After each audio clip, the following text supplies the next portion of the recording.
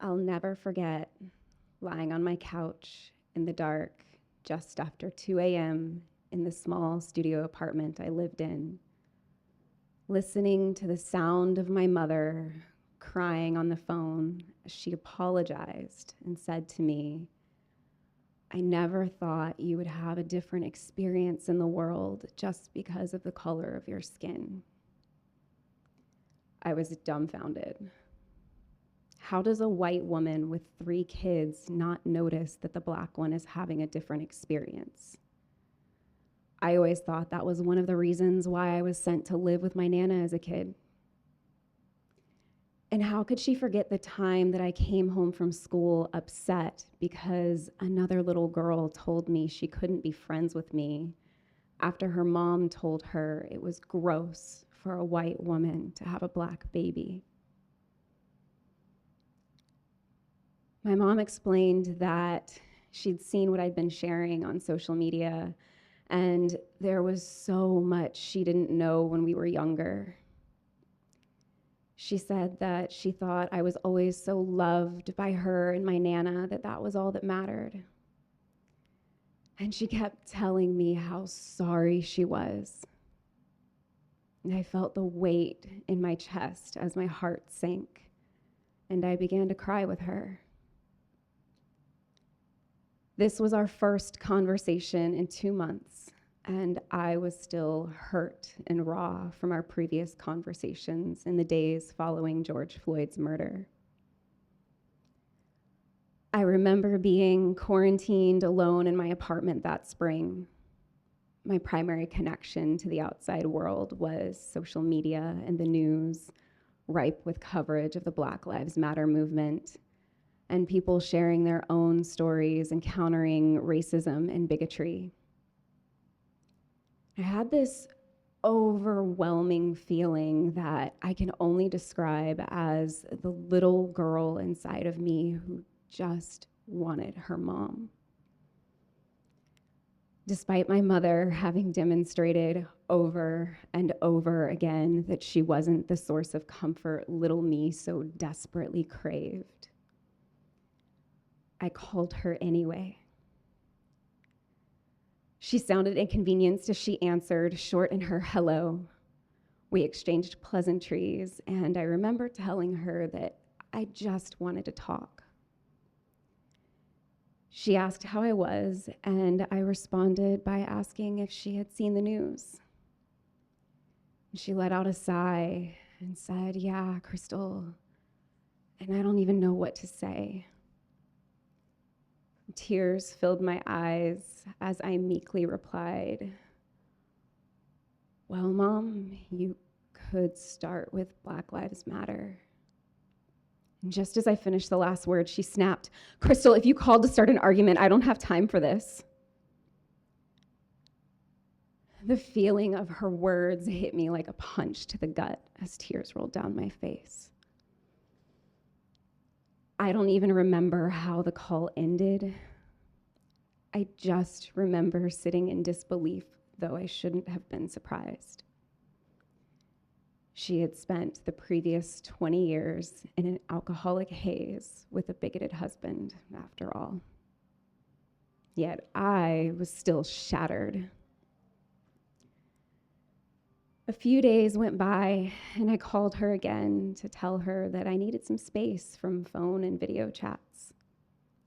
We were both in places where we each needed support that neither of us could provide for the other. I told her I wasn't angry at her, but I was deeply hurt and disappointed. I told her I loved her, and she acknowledged that she understood in what felt like a disconnected tone. And that was it. We ended the call, and I felt my heart break more as I began to cry on the sidewalk. It wasn't long after that that I realized I was subconsciously writing most of my anti-racism and inclusion and belonging content to my mother.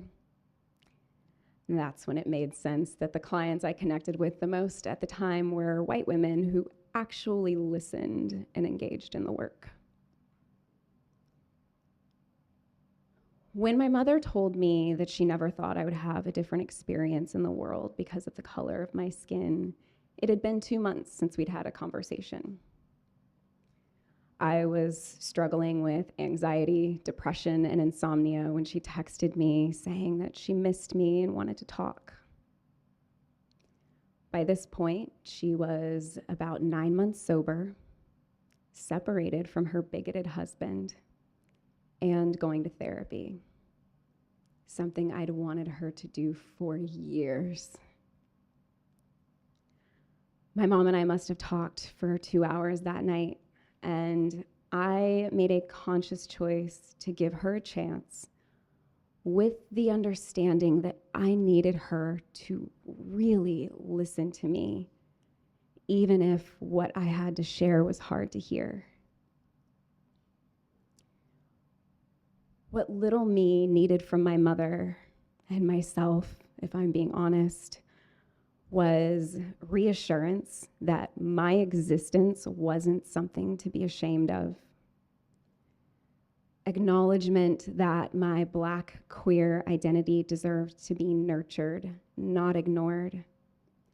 And a real effort to make amends for all of the harm I'd experienced as a result of her lack of awareness and care, which contributed to my own tendency to abandon myself and my needs as I sought comfort, love, and validation in places that caused more harm.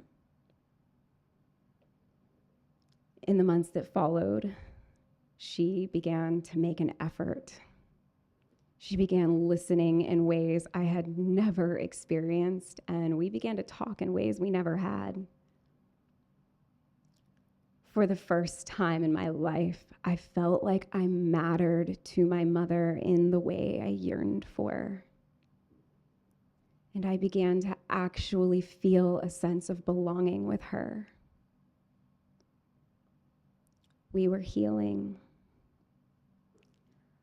My mom was so committed to repairing our relationship that she went through my program to learn more about inclusion and belonging. And to this day, she still refers to what I said to her that opened her eyes, and it was this: Mom, you've never had to move through the world with brown skin. Now she regularly acknowledges and thanks me for giving her the opportunity to repair our relationship. And I regularly remind her that I love her, and I am so incredibly proud of her.